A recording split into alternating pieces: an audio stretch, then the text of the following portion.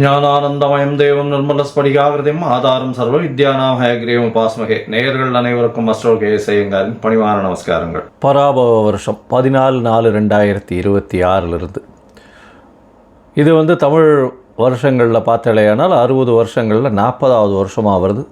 விஸ்வாவசு வருஷம் அப்படின்றதுக்கு அடுத்ததாக பராபவ வருஷம் வருது. இந்த வருஷத்தினுடைய ராஜா அப்படின்னு பார்த்தோம்னா குரு பகவான். மந்திரி செவ்வாய். இந்த வருஷத்தில் மந்திரி செவ்வாயாக இருக்கார். இந்த வருஷத்தில் சேனாதிபதி அர்க்கியாதிபதி அப்படின்னு சொல்லக்கூடியவர் சந்திரன். அதனால் பார்த்தாலேயானால் தானியங்கள் அதிகமாக கிடைக்கக்கூடிய வாய்ப்புகள் நிச்சயமாக உண்டு. இருந்தாலும் நெருப்பு சம்பந்தப்பட்ட பிரச்சனைகள் அதிகமாக வரக்கூடிய வாய்ப்புகள் உண்டு. ராஜா குருவாக இருக்கிறதுனால எந்த ஒரு விஷயத்தையும் நிச்சயமாக வெற்றிகரமாக கையாண்டு மக்களை காப்பாற்றக்கூடிய வாய்ப்புகள் உண்டு. சரி, இந்த வருஷத்தினுடைய கோல்சாரம் எப்படி இருக்குது அப்படின்றத பார்க்கலாம். இந்த வருஷத்தில் பார்த்தோம்னா காலபுருஷ தத்துவத்தின் முதல் ராசியான மேஷ ராசியில் சூரியனும் சுக்கிரனும் இருக்கான். மிதுனத்தில் குரு பகவான், சிம்மத்தில் கேது, கும்பத்தில் பார்த்தோம்னா ராகு இருக்கார்.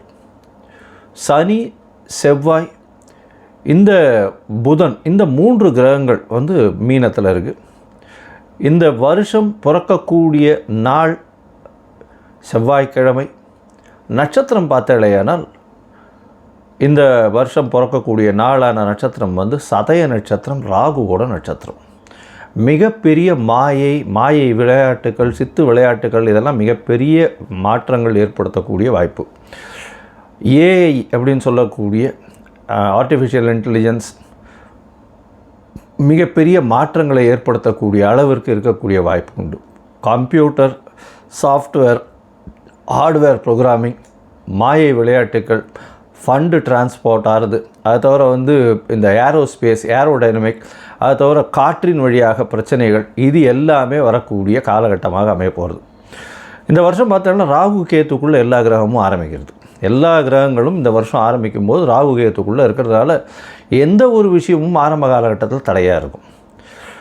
இது குரு பகவான் மாறின உடனே, அதாவது 26/5/2026 குரு பகவான் கடகத்துக்கு வர்றார். இந்த வருஷத்தில் 3 பெயர்ச்சிகளும் நல்லபடியாக இருக்குது. அதாவது சனி பகவான் பெயர்ச்சியில் இருந்தாலும் வக்கரகதி கிடையாது. எப்போது 5/7/2026, அதாவது ஜூலை மாதத்தில் குரு பகவான் பெயர்ச்சி அடைகிறார். 26/5/2026 அப்போது அந்த 26/5 அப்போ பார்த்தலையானால் குரு பகவான் பெயர்ச்சி அடைகிறதன் மூலம் மிகப்பெரிய ஏற்றம். அது தவிர இந்த வருஷத்தினுடைய கடைசி, அதாவது ஒரு 10ஆம் மாதம் வாக்கில் பார்த்தாலேயானால், அதாவது 11ஆம் மாதம் 13/11/2026 அப்போது ராகு கேத்துவினுடைய பெயர்ச்சி இருக்குது. மிகப்பெரிய விசேஷம், மாற்றங்கள் ஏற்படக்கூடிய வாய்ப்புகள் இந்த வருஷத்தில் இருக்குது. ராகு கேத்துவின் பெயர்ச்சிக்கு அப்புறம் பார்த்தாலேயானால் மகரத்தில் ராகுவும் கடகத்தில் கேத்துவும் இருக்கக்கூடிய காலம். இந்த காலகட்டத்தில் பார்க்கும்பொழுது குருவோடு சேர்ந்து இருக்குது. அதாவது குரு பகவான் இந்த வருஷம் திருப்பியும் பெயர்ச்சி ஆகிடுறார். 10ஆம் மாதத்துலேயே பெயர்ச்சியாகி சிம்மத்துக்கு போகிறார். இந்த காலகட்டத்தில் பார்த்தாலேயானால் குரு பகவான் சிம்மத்தில் இருக்கிறது ரொம்பவுமே விசேஷம். ஆட்சி விழா, அதாவது சிம்மம் அவருடைய நட்பு வீடுன்னு சொல்லக்கூடியது. அதனால் மிகப்பெரிய ஏற்றம் கிடைக்கும். இந்த ராசியில் உட்காந்துட்டு அவர் 5ஆம் பார்வையாக தனுசை பார்க்கறதுனால நல்ல ஒரு ஏற்றம் கிடைக்கக்கூடிய வாய்ப்பு. வெளியூர், வெளிமாநிலம், வெளிநாட்டில் நல்ல ஒரு அந்தஸ்து இருக்கக்கூடிய வாய்ப்புகள் நிச்சயமாக இருக்கும். இந்த வருஷத்தில் இந்த ஏற்கனவே போர் சூழல் இருக்குது அப்படின்னு நான் ஏற்கனவே, அதாவது மாசி மாதத்திலே சொல்லியிருந்தேன். அதாவது விஸ்வாவசு வருஷம் மாசி மாதத்திலே போர் சூழல்கள் நிச்சயமாக வரும்னு சொல்லியிருந்தேன். அந்த மாதிரி போர் சூழல் வந்தது.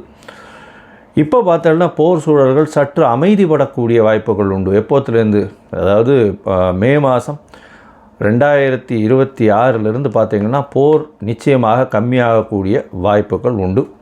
அதற்கு பிறகு 11ஆம் மாதத்துக்கு அப்புறம் போர் நிச்சயமாக தணியக்கூடும், ரொம்பவுமே தணியக்கூடும். இதில் பார்த்தாலேயானால் இந்த இது அரேபியன், சவுத் வெஸ்ட் ஏஷியன் கண்ட்ரீஸ்ன்னு சொல்லக்கூடிய அரேபியன் கண்ட்ரீஸினுடைய கை ஓங்கக்கூடிய வாய்ப்புகள் நிச்சயமாக இருக்கும். வெஸ்டர்ன் கண்ட்ரீஸ் கொஞ்சம் பிரச்சனைகள் ஆகக்கூடிய வாய்ப்புகள் நிச்சயமாக உண்டு. அரேபியன் கண்ட்ரீஸ் ரொம்ப ஸ்ட்ராங்காகக்கூடிய வாய்ப்பு இருக்கக்கூடிய வாய்ப்புகள் நிச்சயமாக உண்டு. இந்த வருஷத்தில் பார்த்தாலேயானால் உங்களுக்கு தங்கத்தினுடைய விலை 12,000 15,000 அதே ரேட்லேயே இருக்கும். அது தவிர வந்து வெள்ளியினுடைய விலை சீராக ஏறி கிட்டத்தட்ட ஒரு 300 350 400 ரூபா பர் கிராமுக்கு கொண்டு போயிடுவா வந்துடும். இப்போ பார்த்தோம்னா இந்த வருஷம் நம்மளுடைய இந்தியன் கரன்சி ஸ்டேபிளாக இருக்கும். இருந்தாலும் டாலர் ஸ்டெபிலிட்டினால் வந்து இந்தியன் கரன்சி சற்று வீழக்கூடிய வாய்ப்புகள் மிகவும் அதிகம். 105 ரூபா வரலும் போகக்கூடிய வாய்ப்புகள் நிச்சயமாக இருக்குது. அது தவிர பார்க்கும்பொழுது ஷேர் மார்க்கெட் இண்டிசஸில் நல்ல ஒரு ஏற்றங்கள் இருக்கக்கூடிய வாய்ப்பு. மே மாதத்துக்கு மேலே ஷேர் மார்க்கெட்டில் மிகப்பெரிய மாற்றங்கள் வரும். ஷேர் மார்க்கெட்டில் நிச்சயம் ஏற்றம் இருக்கும். எக்ஸ்போர்ட் இம்போர்ட் பிஸ்னஸ்லாம் வந்து பார்த்தோன்னா ஏப்ரலுக்கு மேலே மே மாதத்துக்கு மேலே நல்லபடியாக இருக்கக்கூடிய வாய்ப்பு. ஏன்னா குரு பகவான் 12ஆம் இடத்து தன்னோட வீட்டையை பார்க்கும்பொழுது நிச்சயமாக ஏற்றம் கிடைக்கும். இந்த காலகட்டத்தில் ராகு கேத்துக்குள்ளே இருக்கிறதுனால எந்த ஒரு விஷயத்திலும் நிச்சயமாக தடைகள் அதிகமாக இருக்கும். அதனால் ரொம்பவும் ஜாகிரதையாக பண்ணுறது ரொம்பவுமே நல்லது. பெண்களுக்கு சிறு சிறு தடங்கல்கள் வரும். அரசாங்கத்தின் மூலியமாக அரசாங்கத்தில் பெண்களுக்கு வந்து அந்த அளவு ஏற்றம் இருக்கக்கூடிய வாய்ப்புகள் இல்லை. ஏன்னா இந்த வருஷம் பிறக்கும் பொழுதே 12ஆம் இடத்துல வந்து சுக்கிரன் போகிறது வந்து அந்த அளவு விசேஷத்தை கொடுக்காது. சூரியனோட சம்பந்தப்பட்ட மேஷத்தில் சுக்கிரன் இருக்கிறது அந்த இடத்துல அந்த அளவுக்கு விசேஷத்தை கொடுக்காது. புதனும் வந்து நீச்சப்பட்டு போகிறதுனால படிக்கக்கூடிய மாணவர்களுக்கெல்லாம் சற்று பின்னடைவு இருக்கும். ஏன்னா உங்களுக்கு கரன்சி வந்து நம்மளது ஃபால் ஆச்சுன்னாலே ஆட்டோமேட்டிக்காக நீங்கள் வெளிநாட்டில் போய் படிக்கணும்னாலே அதிகமாக கொடுக்க வேண்டிய கட்டாயம் வந்துடும். அதனால் கொஞ்சம் ப்ரெஷர் அதிகமாக இருக்கக்கூடிய காலகட்டமாக அமைய போகிறது. இந்த வருஷத்தில் வந்து தானியங்கள் அதிகமாக விளையக்கூடிய வாய்ப்பு, பால் சம்பந்தமான விஷயங்கள் நல்லபடியாக இருக்கக்கூடிய காலகட்டமாக இருக்கும். எந்த ஒரு பிரச்சனையையும் நிச்சயமாக சமாளிக்கக்கூடிய ஒரு பெரிய விஷயம் வந்து நம்மளுடைய கண்ட்ரிக்கு நிச்சயமாகவே இருக்கும். ஏன்னா குரு பகவான் வந்து இந்த வருஷத்தினுடைய ராஜா பொறுப்பில் இருக்கிறதுனால எந்த ஒரு விஷயத்தையும் எல்லாத்தையும் அனுசரித்து போகக்கூடிய நல்ல ஒரு ஏற்றம் இருக்கும். சட்டத்திட்டங்கள் கடுமையாகக்கூடிய வாய்ப்புகள் உண்டு. ஏன்னா மந்திரி வந்து செவ்வாயாக இருக்கிறதுனால. சரி, இந்த வருஷம் மேஷம் முதல் மீனம் வரை எப்படி இருக்குது அப்படின்றத பார்க்கலாம். ஒரு ராசியாக பார்க்கலாம். அதற்கு முன்னாடி என்னுடைய மொபைல் நம்பர் ஸ்க்ராலிங்கில் போயின்னு இருக்கும். உங்களுக்கு அஸ்ட்ராலஜிக்கல் கன்சல்ட் தேவைப்படுமேயானால் நீங்கள் எனக்கு ஃபோன் பண்ணுங்க. உங்களுடைய date time place of birth சொல்லுங்கள். உங்களுடைய பெயர் தாய் தகப்பனார் பெயர் அனுப்புங்க. என்னுடைய கட்டணம் என்னன்னு சொல்கிறேன். இந்த கட்டணத்தை வந்து பே பண்ணிவிட்டு யூடிஆர் நம்பர் ஷேர் பண்ணுங்க. ஏன்னா நான் பார்த்த அதாவது 70 to 80% ஜாதகத்தில் பார்த்தேன்னா சந்தி நிறைய இருக்கும். அதாவது நட்சத்திர சந்தி, நட்சத்திர பாத சந்தி, அது தவிர லக்ன சந்தி இதெல்லாம் இருக்கும். இந்த காலகட்டம் நன்னா இருக்குன்னு நினச்சின்னு இருப்பா. ஆனால் அவளுக்கு பெரிய அடி விழக்கூடிய வாய்ப்புகள் உண்டு. ஏன்னா அவள் வந்து மிருகசீரிஷம் 2ஆம் பாதம்னு நினச்சின்னு இருப்பா. மிருகசீரிஷம் 3ஆம் பாதத்தில் இருக்கும். அப்படி பார்த்தோன்னா ரிஷப ராசின்னு நினச்சின்னு இருப்பா, மிதுன ராசியாக இருக்கும். ரிஷப லக்னம்னு நினச்சின்னு இருப்பா, மிதுன லக்னமாக இருந்துன்னு இருக்கும். இதெல்லாம் கூட பரவாயில்ல. விசாக நட்சத்திரமில் வந்து 2 இது வந்துடும், மாறி வந்துடும். அதாவது 3 பாதங்கள் ஒன்றுத்துலேயும் 4ஆம் பாதம் ஒன்றுத்துலேயும் வந்துடுறதுனால சுக்கிரனோட வீட்லேயும் ஒன்று செவ்வாயினுடைய வீட்லேயும் மாறி வர்றதுனால மிகப்பெரிய பிரச்சனைகளும் வரக்கூடிய வாய்ப்பு உண்டு. ஏன்னா இதுக்கு உண்டான சுவர்கள் அதுக்கு கிடையாது. அதனால் வந்து பிரச்சனைகள் நிச்சயமாக வரும். அதனால் உங்களுடைய ஜாதகத்தில் இருக்கக்கூடிய சந்தி என்ன ஏதுன்றதெல்லாம் பார்த்துட்டு உங்களுக்கு உண்டான ஜாதகத்தை போட்டு உங்களோட வந்து டைம் ஸ்பெண்ட் பண்ணுறேன். அதாவது டைம் இது பண்ணி அப்பாயின்மெண்ட் ஃபிக்ஸ் பண்ணுறோம். உங்களுடைய தசாபுக்தி அந்தரம் சூக்ஷ்மம் எப்படி இருக்குன்றதை பார்த்து, இப்போ இருக்கக்கூடிய கோல்சார நிலை எப்படி இருக்குன்றதை பார்த்து உங்களுக்கு உண்டான பலன்கள் என்னன்றதையும் சொல்கிறேன். சரி, இப்போ மேஷம் முதல் மீனம் வரை இந்த பராபவ வருஷம் 2026-27 என்னென்ன மாற்றங்கள் ஏற்றங்கள் கொடுக்கும் அப்படின்றத பார்ப்போம். மீனம், பூரட்டாதி, உத்திரட்டாதி, ரேவதி இந்த 3 நட்சத்திரம் 9 பாதங்களை கொண்ட ராசி. ராசியின் அதிபதினு சொல்லக்கூடியவர் குரு. ராசிக்கு 4ஆம் இடத்துல கேந்திரத்தில் இருக்கிறார். இந்த வருஷம் பார்த்தாலேயானால் பராபவ வருஷம் 14/4/2026 13/4/2027 வரலும் உண்டான காலகட்டம். ராசியிலேயே சனி இருக்கார். ஜென்மசனி நடக்கிறது. மன அழுத்தம் அதிகமாக இருக்கக்கூடிய வாய்ப்புகள் மிகவும் அதிகமாக. தவிர உங்களுடைய மதிப்பு, அந்தஸ்து, கௌரவம் குறையக்கூடிய காலகட்டமாக இருக்கும். கொஞ்சம் பொறுமையாக நடந்துக்கிறது ரொம்பவுமே நல்லது. ஏன்னா ராசிநாதனும் 4ஆம் இடத்துல போகிறார். அதனால் வந்து 4ஆம் இடத்துல இருக்கக்கூடிய காலகட்டம் மே மாதம் கடைசி வரலும் வந்து அந்த அளவு விசேஷம் இல்லை. அதற்கு பிறகு பார்த்தாலேயானால் ராசிநாதன் 5ஆம் இடத்துல வந்து உங்களுடைய ராசியை பார்க்குறது பெரிய விசேஷம். இதன் மூலியமாக உங்களுக்கு நிச்சயமாக உடல் நலத்தில் ஏற்றம் இருக்கும், தீர்க்கமான சிந்தனை இருக்கும். இருந்தாலும் மன அழுத்தம் அதிகமாக இருக்கக்கூடிய காலகட்டம். குழந்தைகள் மூலியமாக சிறு சிறு தொல்லைகள் வரக்கூடிய வாய்ப்புகள் உண்டு. குழந்தை பிராப்தி ஏற்படக்கூடிய பாக்கியம் நிச்சயமாக உண்டு. உங்களுடைய ராசிக்கு பார்த்தலையானால் 2வது திருமணத்திற்கு பார்த்து கொண்டிருப்பவர்களுக்கு 2வது திருமணம் நடக்கக்கூடிய வாய்ப்புகள் இந்த காலகட்டத்தில் நிச்சயமாக அமையும். அது தவிர பூர்வீக சொத்துக்கள் கிடைக்கக்கூடிய வாய்ப்பு, தந்தையினுடைய சொத்துக்கள் கிடைக்கக்கூடிய வாய்ப்பு, பூர்வீகத்துக்கு சென்று வரக்கூடிய காலகட்டம் இதெல்லாம் வரும். உங்களுடைய ராசியிலேயே சனி பகவான் இருக்கார். என்ன சார் இது, சப்தமாதிபதியும் ராசியில் நீச்சப்பட்டு போகிறார். அதனால் எதிர்பாலினத்தவர் மூலியமாக சிறு சிறு தொல்லைகள் வரும். அது தவிர பார்த்தோம்னா பார்ட்னர்ஷிப் பிஸ்னஸில் சற்று பின்னடைவு இருக்கக்கூடிய வாய்ப்புகள் நிச்சயமாக இருக்கும் இந்த வருஷத்தில். ராகு கேத்துவினுடைய பெயர்ச்சி அப்படின்னு பார்க்கும்போது அது ஒரு நல்ல ஒரு ஏற்றத்தை கொடுக்கும். எப்படி ஏற்றத்தை கொடுக்கும்? 11ஆம் இடத்துல ராகு பகவான். அதனால் நிச்சயமாக பெரிய மாறுதல்கள் வரும். பெரிய மாறுதல்கள், பண வரவிற்கு பஞ்சம் இருக்காது. புதிய முயற்சிகளில் வெற்றி பெறக்கூடிய வாய்ப்பு, வெளிநாடு வெளியூர் வெளிமாநில சம்பந்தம், வெளிநாடு போயிட்டு வரக்கூடிய வாய்ப்பு இதெல்லாம் நிச்சயமாக வரும். ஏன்னா மகர ராகுவாக இருக்கிறதுனால 11ஆம் இடத்துல போய் இருக்கிற மூத்த சகோதரர்களோட இணக்கம் இருக்காது, பிரச்சனைகள் வரும். ஆனால் பணவரவு, செய்யும் தொழிலில் லாபம் இதெல்லாம் ரொம்ப அதிகமாகவே இருக்கக்கூடிய காலகட்டம். இந்த காலகட்டத்தில் பார்க்கும்பொழுது குரு உங்களுடைய ராசிக்கு 6ஆம் இடத்துல போயிடுறார். எப்போது? 10ஆம் மாதத்துக்கு மேலே, அக்டோபருக்கு மேலே, அக்டோபர் நவம்பரில் போகிறார். அந்த காலகட்டத்தில் பார்த்தோம்னா தேவையில்லாத பிரச்சனைகள் வரும். அரசாங்கம் மூலியமாக பிரச்சனைகள் வரக்கூடிய வாய்ப்பு. அது தவிர பார்த்தோம்னா உங்களுடைய ராசிக்கு 6ஆம் இடத்துல போய் குரு இருக்கிறதுனால அரசாங்கத்தின் மூலியமாக சிறு சிறு தொல்லைகள் வரக்கூடிய வாய்ப்பு.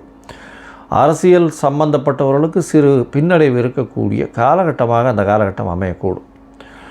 கேது பகவான் 5ல் வர்றதுனால குழந்தைகள் மூலியமாக பிரச்சனைகள் வரும். குழந்தைகள் மூலியமாக மதிப்பு மரியாதை குறையக்கூடிய வாய்ப்பு, அந்தஸ்து கௌரவம் குறையக்கூடிய வாய்ப்பு.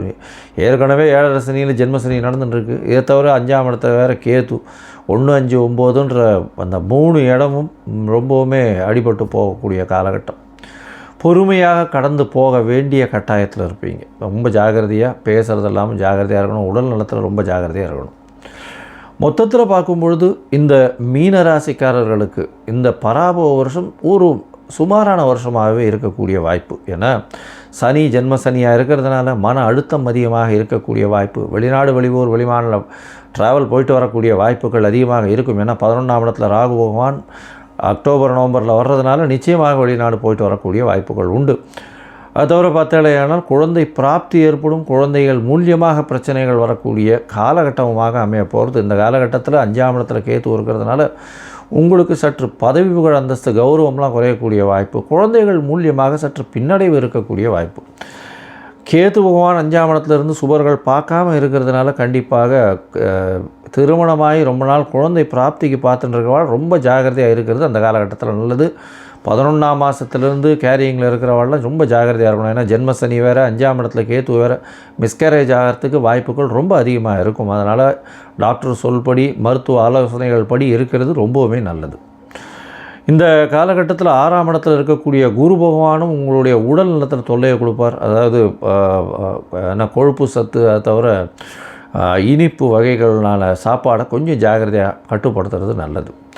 இந்த மீனராசிக்காரர்கள் அதுவும் இம்போர்ட் எக்ஸ்போர்ட் பிஸ்னஸ் பண்ணுறவங்க, எழுத்து பணியில் இருக்கிறவங்க, சொல்லிக் கொடுக்கக்கூடிய வாத்தியார் ப்ரொஃபஸர்ஸாக இருக்கிறவங்க, அது தவிர இந்த தங்க ஆசாரிகள், பேங்கிங் செக்டாரில் இருக்கக்கூடிய இந்த கேஷ் ஹேண்டில் பண்ணக்கூடியவர்கள், அது தவிர தங்கம் ட்ரேடிங் பண்ணுறவங்க, இவங்களுக்கெல்லாம் பார்த்தீங்களேன்னா நல்ல ஒரு ஏற்றம் இருக்கக்கூடிய காலகட்டமாக இந்த வருஷம் வரும். இந்த காலகட்டத்தில் நீங்கள் ஒரே ஒரு தரமாவது அருகில் இருக்கக்கூடிய இந்த ராமானுஜரை போய் சேவிச்சுட்டு வாங்க ஸ்ரீபெரும்புதூரில். ஏன்னா ஜெகதாச்சாரியன்னு சொல்லக்கூடியவர் ராமானுஜரை போய் சேவிச்சுட்டு வர்றதன் மூலியமாக குருவினுடைய அருள் நிச்சயமாக உங்களுக்கு வரும். அதன் மூலியமாக உங்களுடைய ராசியின் அதிபதியானவர் குரு. அதனால் அவருடைய ஆசீர்வாதம் இருந்தால் மிகப்பெரிய எந்த ஒரு தடங்களையும் வெற்றியாக மாற்றக்கூடிய வல்லமை உங்களுக்கு வரும். அதை தவிர உங்களுடைய குலகுரு இருக்கக்கூடிய மடம், அந்த மாதிரியான ஆசிரமம் போயிட்டு வர்றதன் மூலியமாக நல்ல ஒரு ஏற்றம் உங்கள் வாழ்வில் நிச்சயமாக வரும். லோகா சமஸ்தா சுகினோ பவந்து. நன்றி, நமஸ்காரம். Astro KS Iyengar YouTube channel பார்த்தமைக்கு நன்றிகள். மேலும் இது போன்ற ஆன்மீக ஜோதிஷ தகவல்கள் உங்களை வந்து அடைய astro KS Iyengar YouTube channel subscribe செய்யவும், பெல் ஐக்கானை மறக்காமல் அழுத்தவும். நன்றி, வணக்கம்.